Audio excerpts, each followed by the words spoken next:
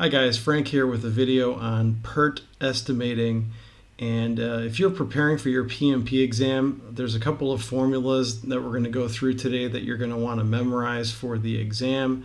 But they're very easy to memorize once you understand the concepts. So instead of today focusing on just memorizing these formulas, let's look at understand what they really mean, and then I think it'll be no sweat for you. If you haven't already subscribed to my channel and you're studying for the PMP exam or you're a project program manager, feel free to do so. I continue to provide content that helps people prepare for the PMP certification, as well as some best practices for general working. So anyways, let's get right into it. So on the exam, there's two types of distributions that are required to memorize. One is called triangular distribution, and the other one's called the PERT, or the PERT estimate. And let's just look at triangular distribution for a second. So this is really just a fancy word for the standard normal average, just the everyday average. And you can tell that just by looking at the formula. O is optimistic, M is the most likely, and P is pessimistic. So this could be dates, this could be costs. But if you look at triangular distribution, we're just adding up the optimistic, the most likely, the pessimistic, and we're dividing by 3. So we have 3 data points divided by 3. This is just the normal average. So if you took, any 3 data points, averaged them together, that would be the same thing. So this is just a fancy name for the standard normal average. And the formula is very easy to memorize. You're just averaging 3 data points. So this is almost, no new information required to learn. So let's look at PERT estimating, and let's try to understand what is the PERT estimate. So if you notice, the formula is very similar, but it's just slightly different. It's O, which is optimistic, plus 4 times M, which is the most likely, and then there's the plus P, plus pessimistic, divided by 6. So what is the reason for this modified formula? Well, if you look at a normal distribution, events that are closer to the median are more likely to occur in most situations than things that are at the extreme. So all the way at the extreme, it could happen, but it's very, very unlikely. And it's the same thing all the way over here. It could happen, but it's very unlikely.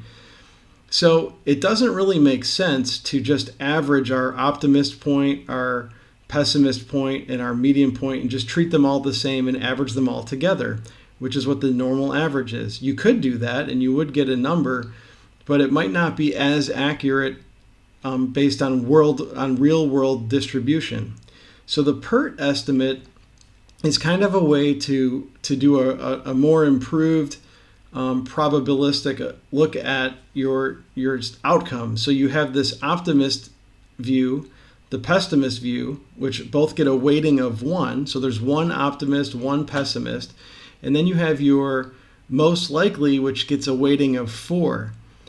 And the reason we divide by 6 is we're still taking the average, but it's like 1 O plus 4 M's plus 1 P divided by 6, because I have it's like having 6 data points. I have 1 here, and then another 4 here.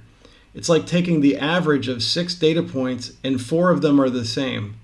And that causes the average to be pushed more towards this most likely scenario. So here's a little spreadsheet that kind of illustrates that.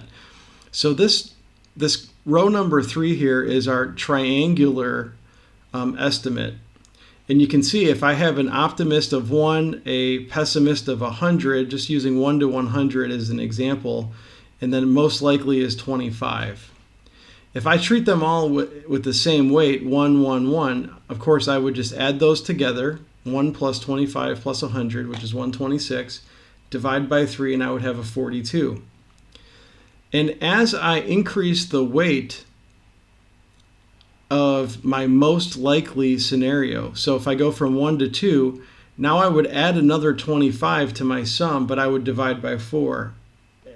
When I go to 3, I would add another 25 to my sum and I would divide by 5. This the average continues to push down closer and closer to this most likely. And that's what the PERT estimate is. It's using this estimate here of 1 for optimistic, 1 for pessimistic, and 4 for most likely. And you can see that instead of being 42, if I just average those numbers together, 1, 25, and 100, average together is 42.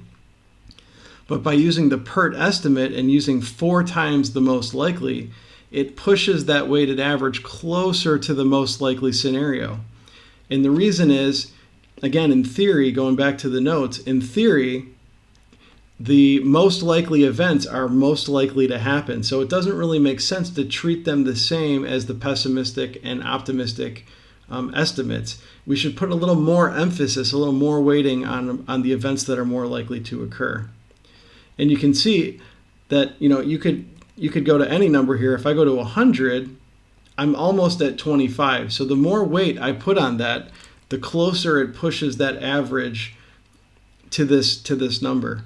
Now in the real world, so setting the PMP exam aside, in the real world, it's very common for project and program managers to use weighting to analyze data. So you might say, for example, my optimistic, I'm going to assign a weighting value of 2, my pessimistic 5, and my most likely 5, and my pessimistic 1. And that'll give you a different data. You don't have to treat the most likely as the only one with a weighting factor, but that's just a tip for for the future. But for your PMP exam, you want to memorize these 2 formulas. One is just your normal average. It's just adding the 3 data points together and dividing by 3. And the second one is you're giving the most likely estimate 4 times the weighting of the other 2. So that's like having 6 data points, which is why you now divide by 6. So I hope that explains the purpose of the PERT estimate, which is to try to improve the accuracy and drive an average that's closer to the most likely, rather than kind of letting maybe a very big pessimistic value push it out. I hope that explains the purpose behind this formula, and also kind of explains the formula itself. This is just a simplified way of looking at a distribution and applying 4 times weighting to that most likely outcome. So these are the 2 formulas that you're gonna want to know for the exam. And again, this one is just a regular average, and this one you're just gonna have to memorize that you have 4 times weighting on the most likely, and you divide by 6 since you have now 6 data points. So I hope this video was helpful. I hope you find this content useful. If you do, please subscribe to the channel. I'll continue to produce data and information for you guys. And feel free to send any comments you have in the comments along with questions. I'll be glad to respond and produce future content to maybe help you guys pass your PMP exam. So good luck with your exam preparation, and I'll see you in the next video. Thanks.